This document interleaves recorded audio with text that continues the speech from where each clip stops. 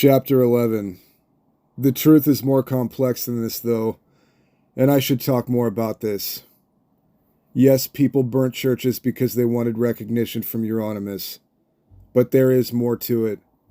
We should not deprive these guys of their nobler and deeper motives. One motive does not rule out another, and it is possible to have more than one thought in the head at the same time. You should know. Let us first start at the beginning, the first attack on Christianity by this scene. I happen to know that originally, many individuals in the scene were supposed to carry out coordinated attacks on the church in Norway. That is, they were all supposed to burn churches at the same time all over Norway, on June 6th, 1992, on what some believe to be the 900th and 99th anniversary of the Norwegian Viking attack on Lindisfarne in England, the main missionary center whence Norway was Christianized. Why not instead on the 1000th anniversary? I guess waiting a full year for that was out of the question. When the day came, only one single church was burned down, Fantofstav Church. So everyone, save one single individual, failed, miserably. Euronymous said he had not had the time and instead went out to spray paint anti-Christian slogans in Oslo on that same day. Another guy claimed he had forgotten all about it because he was too drunk. The list of excuses was long.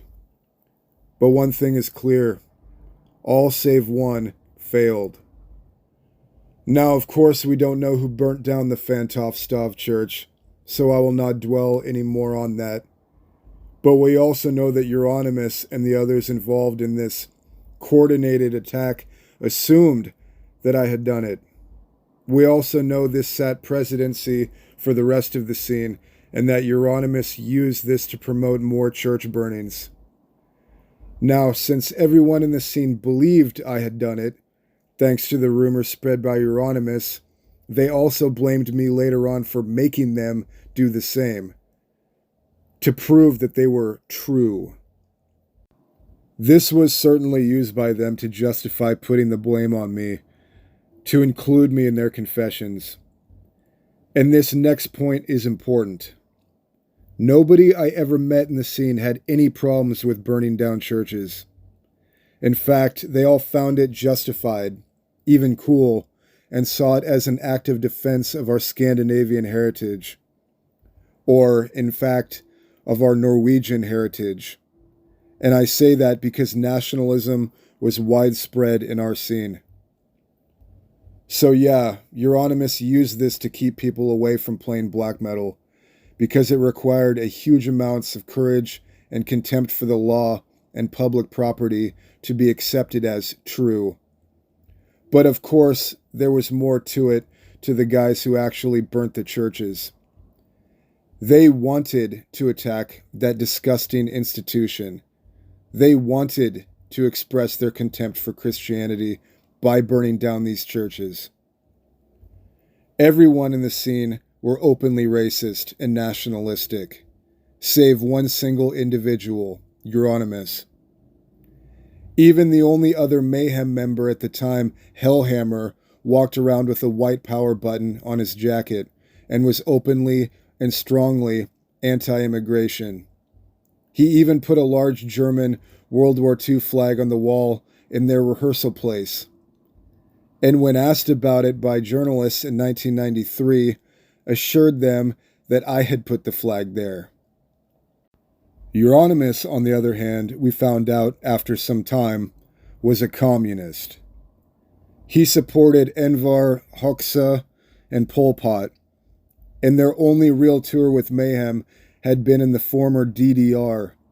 He walked around with a tiny hammer and sickle symbol on his jacket, and had a huge DDR flag on the wall in his office.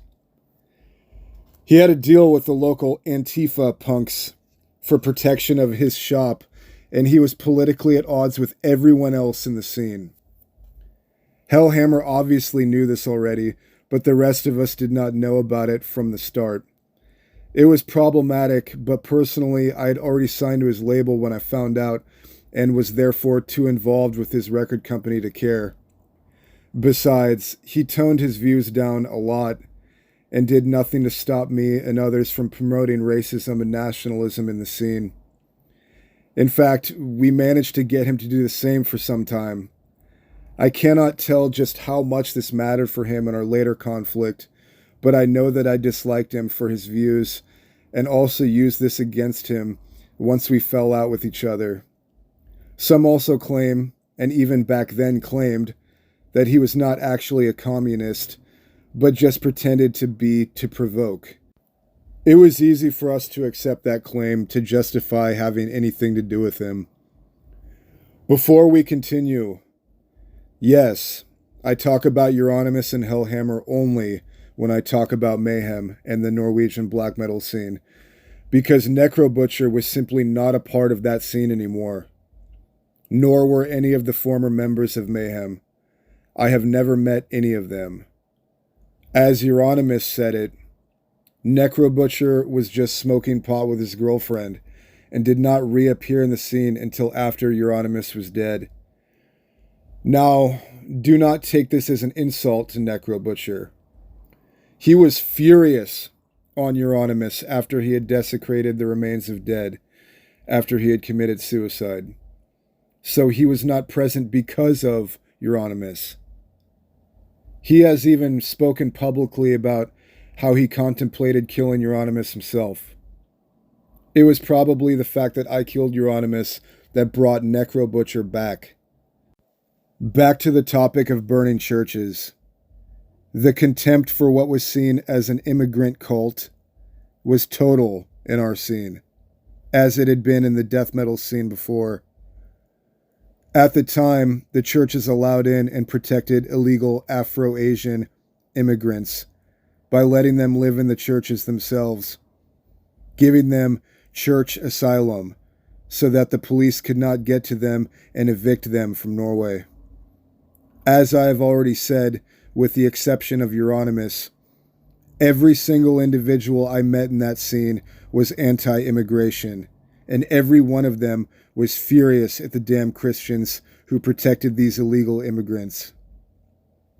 This made it easy for all of us to not only justify burning their churches down, but also to celebrate it when others did. Openly, the guys I talked to even hoped that a church with immigrants inside would be burnt down one time. So no, the guys burning churches were not only manipulated to do it by Euronymous, but did it of their own free will and with an anti-Christian and anti-immigration motive.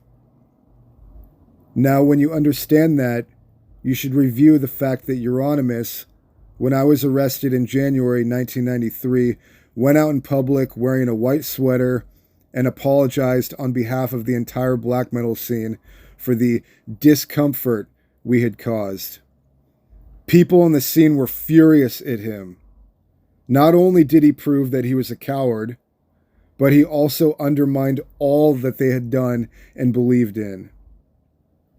And with what right? Now, it is true that Euronymous too was included in a confession by Bard, who confessed to having set fire to Holmenkollen Chapel along with him, and he claimed also with me, and Euronymous always made sure to say that we had burned down another church, to include himself in this as much as possible. But most people who actually knew what was going on when he did that interview knew that he had no right to even speak about it.